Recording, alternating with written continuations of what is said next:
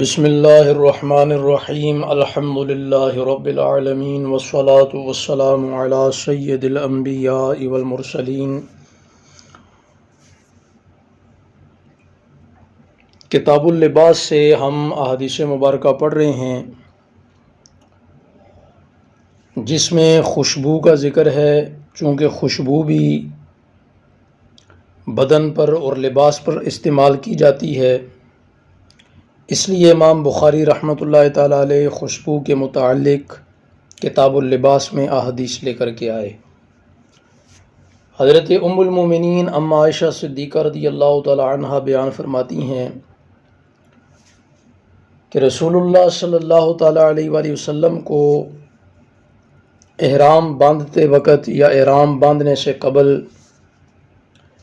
جو بہترین سے بہترین، عمدہ سے عمدہ خوشبو مل سکتی تھی، میں وہ حضور نبی رحمت علیہ الصلوۃ والسلام کو لگایا کرتی۔ اور ایک روایت میں یوں بھی ہے کہ حجۃ الوداع کے موقع پر احرام باندھتے اور کھولتے وقت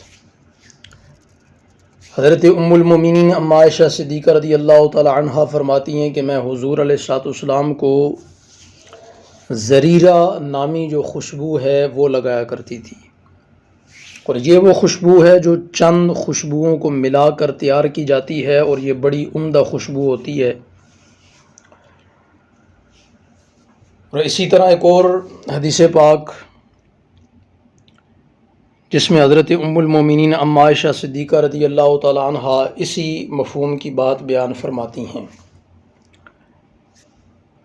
تو المختصر یہ کہ حضرت ام المومنین اما عائشہ صدیقہ رضی اللہ تعالی عنہا رسول اللہ صلی اللہ تعالی علیہ وآلہ وسلم کے لیے عمدہ اور بہترین خوشبو کا انتخاب کرتی۔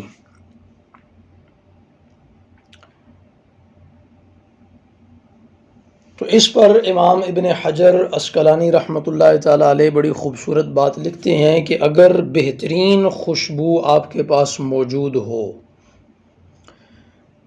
تو اس کی موجودگی میں دوسری گھٹیا خوشبو استعمال نہ کی جائے، بلکہ عمدہ خوشبو کا استعمال ہی مستحب عمل ہے۔ تو اب چونکہ حج کا زمانہ قریب ہے، حاجیوں کا مکہ شریف کی طرف سفر جو ہے وہ شروع ہے، کچھ حجاج وہاں پہنچ چکے ہیں، کچھ تیاریوں میں ہیں، اور اس حدیث پاک میں حالت احرام کا بھی ذکر آیا، احرام باندھنے کا بھی۔ تو یاد رکھیں کہ حالت احرام میں کسی قسم کی خوشبو کا استعمال جائز نہیں ہے۔ ہاں، احرام باندھنے سے قبل آپ خوشبو کا استعمال کر سکتے ہیں، احرام پر بھی خوشبو لگا سکتے ہیں، بدن پر بھی خوشبو لگا سکتے ہیں، لیکن جب آپ نے احرام باندھ لیا تو اب آپ کے لیے خوشبو کا استعمال کرنا یہ جائز نہیں ہوگا۔ اور اسی طرح جب آپ احرام کھولتے ہیں تو اس کے بعد آپ خوشبو کا استعمال کر سکتے ہیں، جیسا کہ اس حدیث پاک میں واضح ہے کہ حضرت ام المومنین اما عائشہ صدیقہ رضی اللہ تعالیٰ عنہ بیان فرماتی ہیں کہ احرام باندھتے اور کھولتے وقت میں حضور نبی رحمت علیہ الصلوۃ والسلام کو خوشبو لگایا کرتی تھی۔ تو خوشبو کا استعمال جو ہے یہ انسانی شخصیت کو باوقار بناتا ہے، منفرد بناتا ہے، با اثر بناتا ہے، اور یہ عمدہ اخلاق کی نشانی بھی ہے۔